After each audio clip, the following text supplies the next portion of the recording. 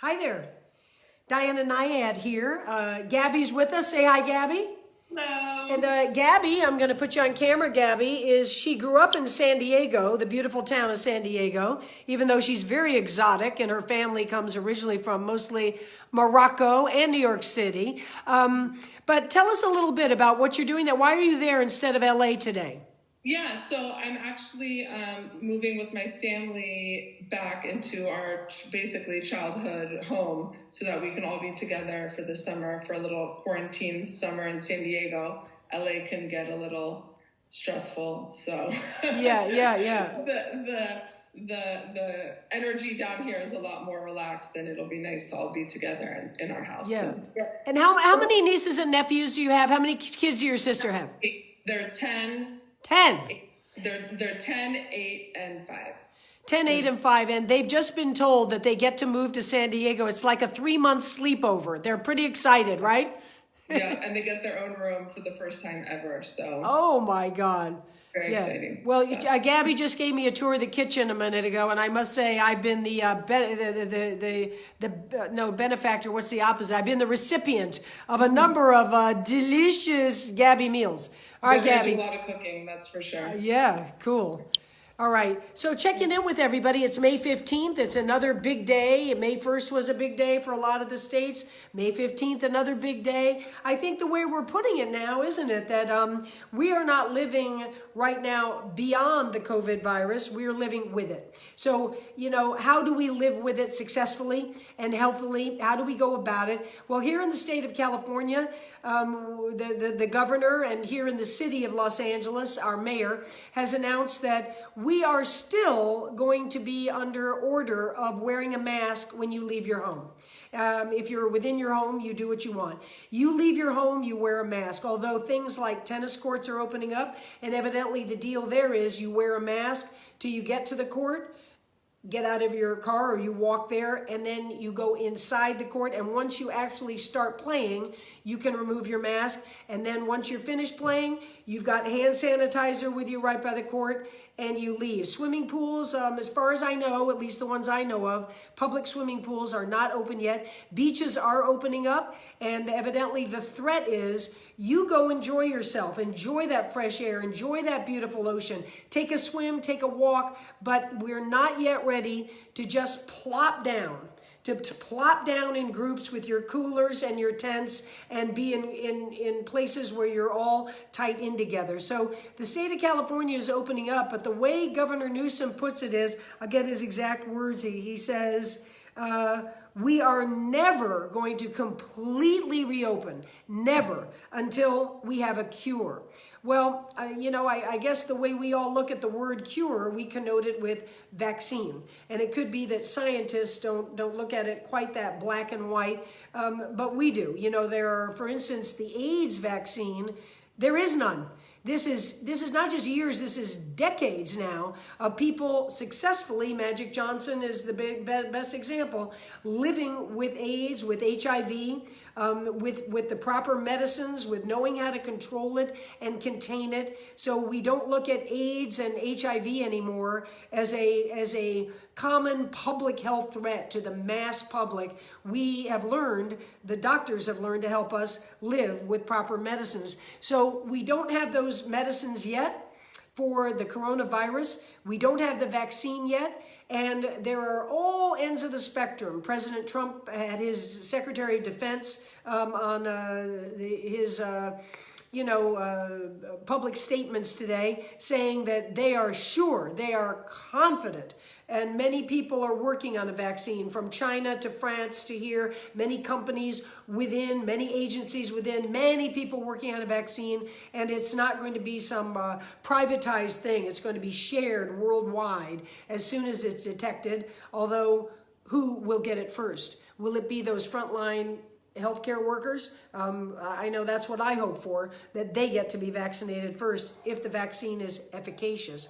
But so we go from the far right end of the White House and President Trump saying with great confidence that we will have a dependable vaccine by the end of the year. And then you can hear doctors, people in the world of vaccine development say that the AIDS vaccine, no vaccine is the perfect example, that it can take a decade. It could take 10 years. It could take 20 years. It could be that we'll never have a vaccine for COVID and we will simply learn how to live with it safely. A lot of restaurants are opening up, but you know, everybody in different states with a different caveat. I saw some cool videos today in Sweden, for instance.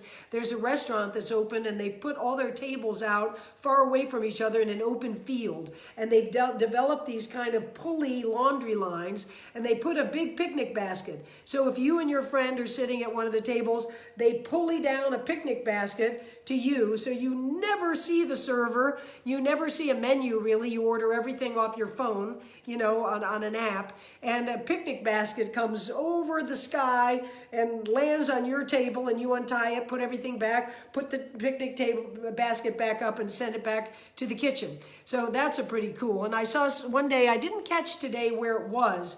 It looked kind of like the East River in New York City, but I wasn't sure. But it's a restaurant that's built two-person plexiglass kind of little alcoves so that they're completely covered by plexiglass and there's one little door that you can open that you can bring in, you know, a dish of food and your cutlery and everything through there and put it back out through there. So the server is never going to be right with you. You're not going to be breathing the same air as all the people in the restaurant. You're going to be in your cool place. It actually looked quite romantic. I sure like that one. But how many restaurants are going to survive like this with very specific custom-made ordering and custom-made delivery to you at your table? One statistic I read recently was that probably 25% of all restaurants that had to close down during the virus will never open again. 25%.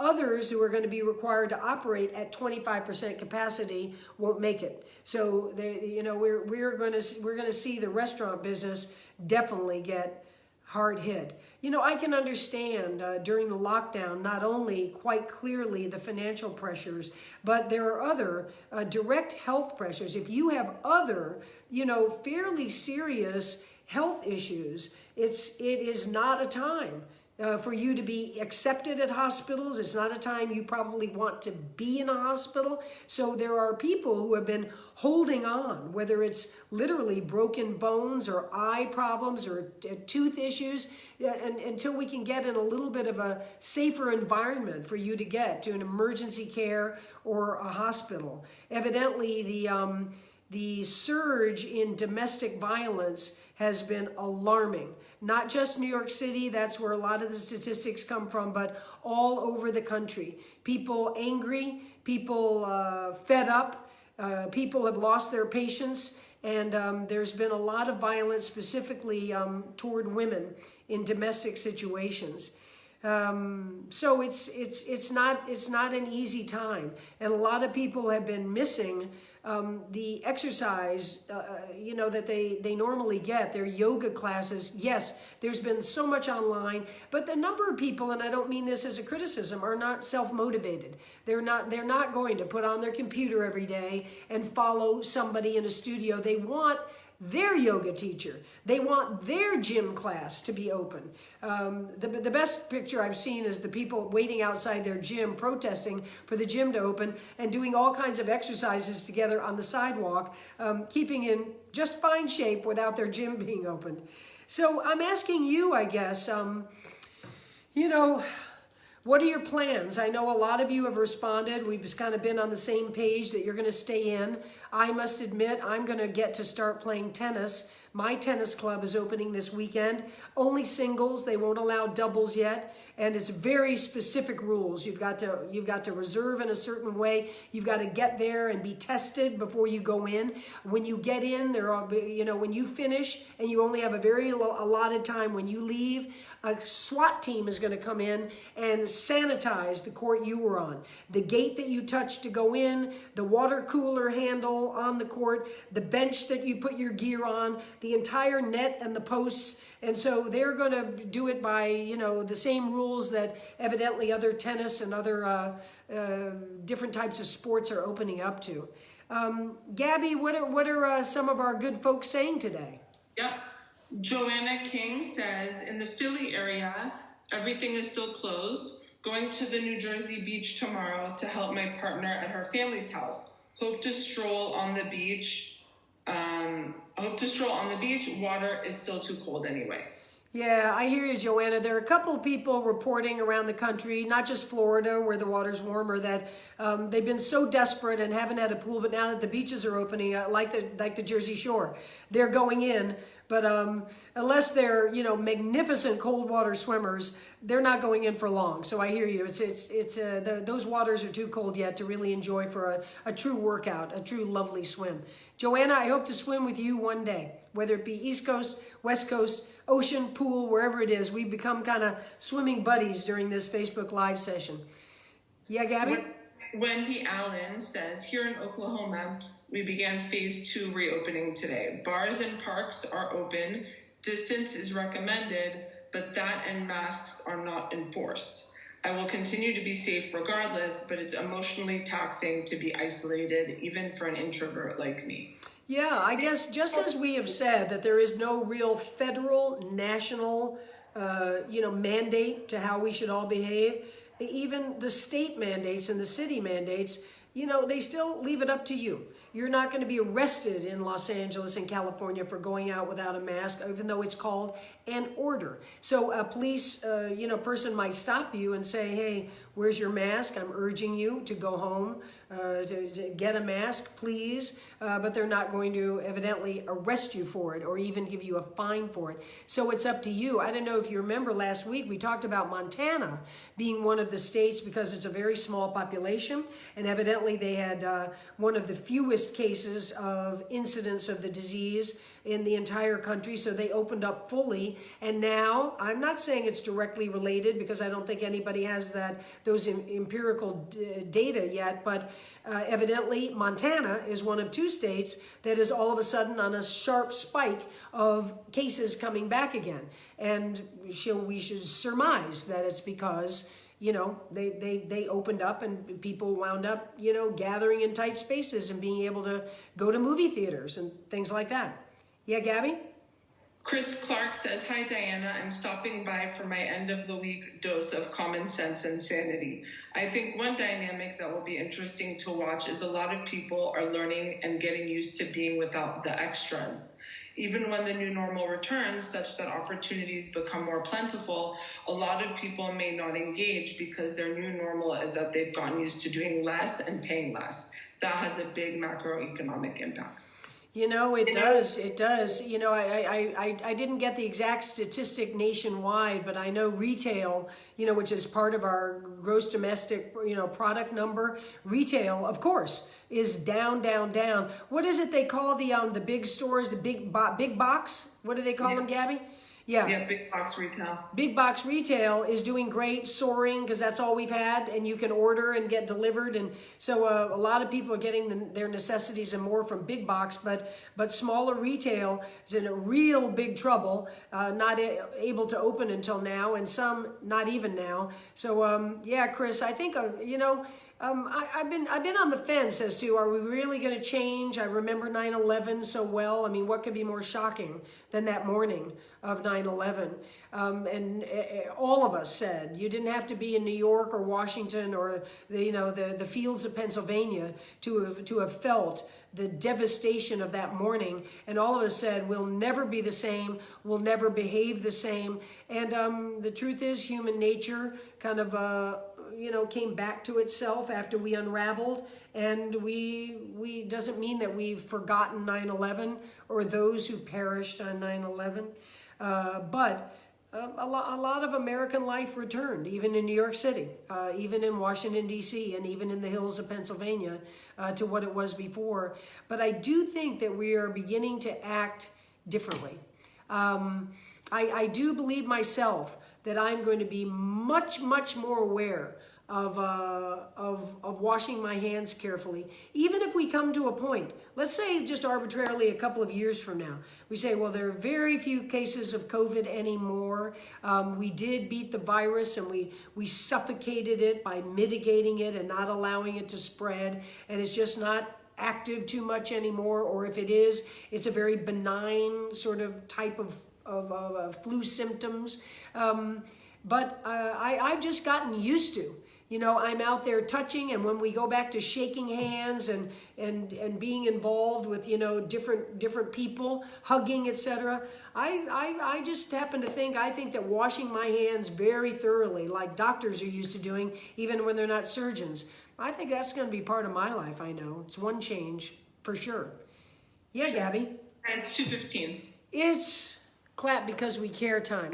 You still hear, to this day, you still hear of hospitals, nurses, etc., not having enough protective gear, still not enough masks, still not enough testing gear, whatever they need. So they're out there for us. We clap because we care. Watch your doggy's ears in 3, 2, 1.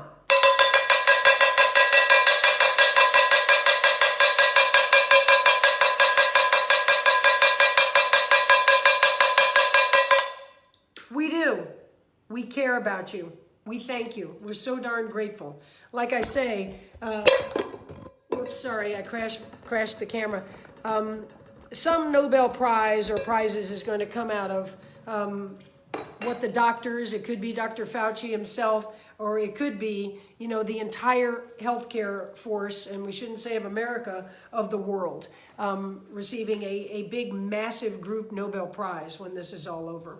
Gabby, who else is out there? Lynn Marlowe says, in Vancouver, we are in phase 2, starting to open up, but those of us over 50 are still self-isolating, but social distancing and wearing masks when going inside shops, etc. Liz, every one of you writes, okay, this is what all of you, same as me, are expressing. This is what is going on. This is what my city has suggested. These are the guidelines, but this is what I'm doing.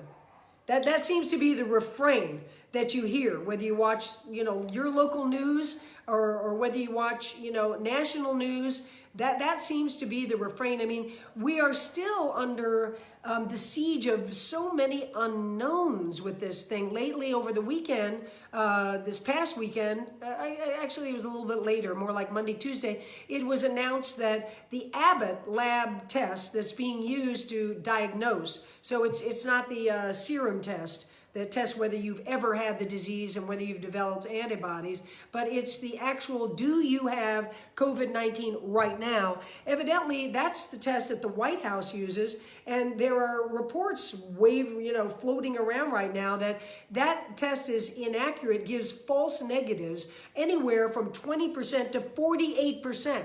Well, whether it's a fifth of the time or a half of the time, if you're tested because you're going into work by that particular lab test and you have no idea whether it's accurate or not, it says negative. You don't have it right now.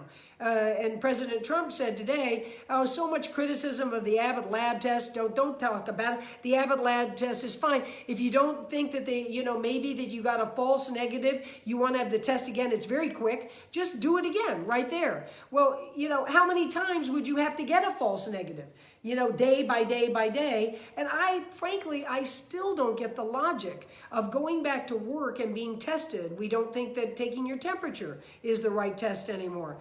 It has nothing to do with whether you have the disease right now or you're going to get it in 3 days. So if I'm going to go to work and they want to test me, and they do the up the nose, they do the real test, and it's quicker now by many labs, and they say, negative, you do not have it. Well, how do we know that I'm not going to have it tomorrow? Are they going to test people every single day when they go to work?